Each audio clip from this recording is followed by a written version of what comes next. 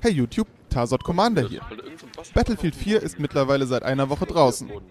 Ich habe mich in dieser Zeit in erster Linie aufs Zocken konzentriert und habe noch kaum das Material, das dabei entstanden ist, analysiert oder zusammengeschnitten. Ich hatte schon die eine oder andere gute Runde und davon werde ich auch in der nächsten Zeit etwas posten, aber mir ist auch noch eine andere Idee gereift. Bevor ich darauf eingehe, aber kurz zu dem, was ihr hier im Hintergrund seht. Das hier ist die Map Zavod 311 auf Conquest.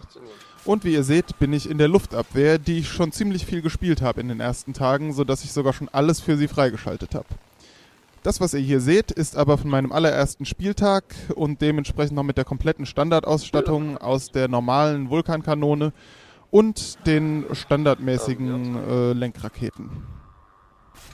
Nun aber zu den Plänen für Battlefield 4. Mir kam die Idee zu einer neuen Serie, die ich 100 Kills nennen werde. Und darin werde ich in jeder Folge eine Waffe vorstellen und darauf eingehen, was man in der Anfangszeit mit dieser anfangen kann, also bevor man alle Zubehörteile freigeschaltet hat. Eben während den ersten 100 Kills, wo man sich nach und nach an die Waffe gewöhnen muss. Die erste Folge wird sich mit der AK-12 beschäftigen.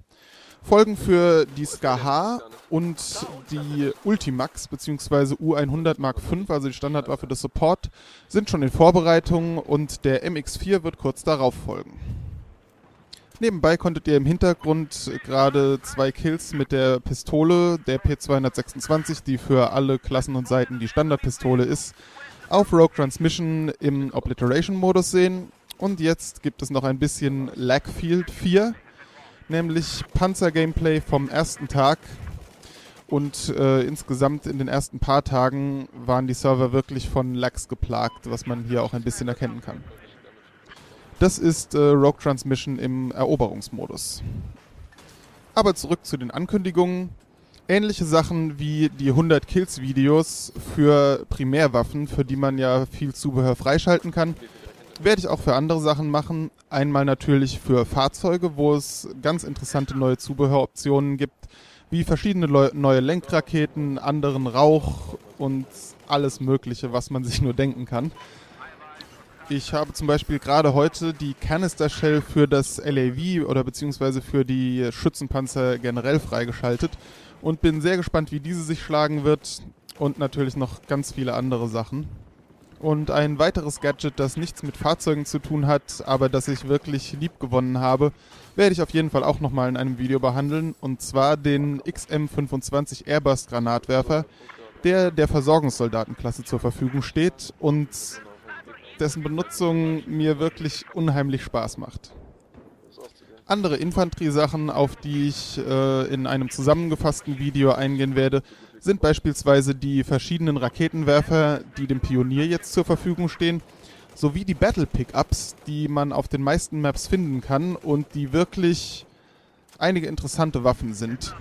Ich habe schon sehr viel Spaß gehabt mit dem Kaliber 50 Scharfschützengewehr M82A3, das wirklich brutal ist. Also auf jede Entfernung, egal wohin man trifft, ein One-Hit-Kill. Da kann man schon was mit anfangen. Aber auch der 6-schüssige Granatwerfer ist eine ziemlich nützliche Sache.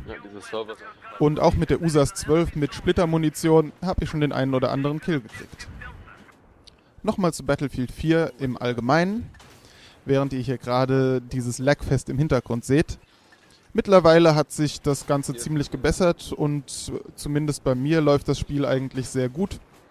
Es läuft wunderbar flüssig und Abstürze sind relativ selten geworden. Je nach Map kommt es doch mal vor, zum Beispiel auf Morgendämmerung ist, glaube ich, der deutsche Name von Dawnbreaker.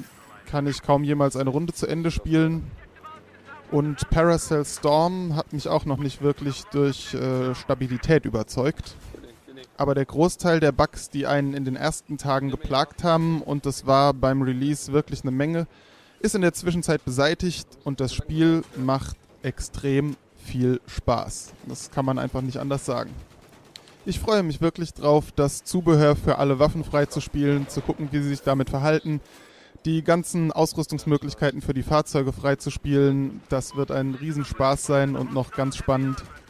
Und es werden dann ja auch noch DLCs kommen, sodass dieses Spiel wirklich für eine lange Zeit für viel Spaß sorgen wird. Gleich gibt es noch ein bisschen Gameplay mit der Flugabwehr zu sehen, auch noch auf Rogue Transmission Eroberung. Und ich fasse nochmal kurz zusammen, was in der nächsten Zeit so kommt. Einmal ein Video zu eben jener Flugabwehr mit allen Freischaltungen, wo ich ein wenig vergleichen werde, was wofür zu gebrauchen ist. Ich muss sagen, mittlerweile fahre ich die Flugabwehr mit einer komplett anderen Konfiguration als dem, was ihr hier seht. Dann natürlich die neu angekündigte Serie 100 Kills, wo ich auf die verschiedenen Waffen eingehen werde. Wie gesagt, AK-12 ist das erste, was kommt. SCAR-H und Ultimax bzw. Ur-100 Mark V sind auch schon in Vorbereitung und MX-4 ist ebenfalls in den Startlöchern. Dann kommen, wie gesagt, Videos noch zu anderen Waffen, wie zum Beispiel der XM25 und anderen Fahrzeugen. Und darüber hinaus natürlich das Übliche, also das heißt einfach ganze Gameplay-Runden, wo wir Spaß hatten auf den Servern. Das war's dann auch für dieses Ankündigungsvideo und wie üblich, wenn es euch gefallen hat, klickt den Gefällt mir-Button und wenn ihr Interesse an weiteren Videos habt, insbesondere den gerade vorgenannten Sachen, klickt abonnieren. Bis zum nächsten Mal.